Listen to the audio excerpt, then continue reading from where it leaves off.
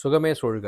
இந்த காலகட்டத்தில் ஒரு பக்கம் விவாகரத்து நடக்குது, ஒரு பக்கம் திருமணமாகாம பலருக்கும் தாமதமாகுது. இந்த திருமண வாழ்க்கை பலருக்கும் ஒரு சவால் நிறைந்த ஒரு காலகட்டமாகவே இருக்கு, சவால் நிறைந்த விஷயமாவே இருக்கு. திருமணத்தை குறிக்கக்கூடிய கிரகம் செவ்வாய் தான். செவ்வாய் தான் மங்களகாரகன். அதனால தான் திருமணத்தின் பொருட்டு நம்ம செவ்வாய் தோஷம் இருக்கா அப்படின்றத பார்க்குறோம். இந்த செவ்வாயோடு சனி சேரும் போதோ, செவ்வாயோடு ராகு சேரும் போதோ, செவ்வாயோடு கேது சேரும் போதோ ஒரு ஜாதகத்தில் அந்த ஜாதகருக்கு அந்த திருமண வாழ்க்கை ஒரு சவால் நிறைந்த ஒரு விஷயமாவே இருக்கு.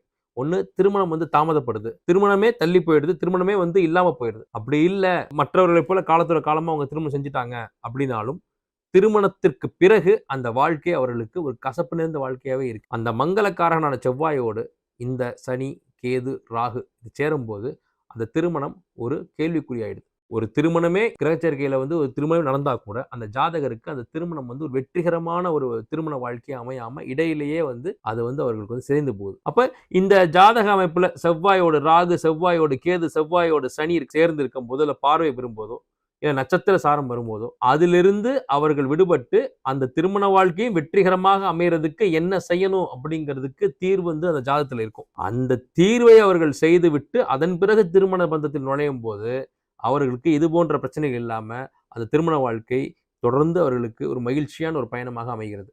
அப்போ நீங்க ஒரு திருமணத்தை நுழைறதுக்கு முன்னாடி உங்க ஜாதகத்துல அந்த மங்களக்காரகனுடைய தொடர்புடைய கிரகங்கள் என்னவா இருக்கு அப்படிங்கிறத கூராய்வு பண்ணி தீர்வுகளோட சேர்ந்து அதை தீர்வுகளை நீங்க கடைபிடித்து அதன் பிறகு நீங்க திருமணத்தை நுழையும் போது தான் அது ஒரு வெற்றிகரமான திருமண வாழ்க்கையை உங்களுக்கு தருது.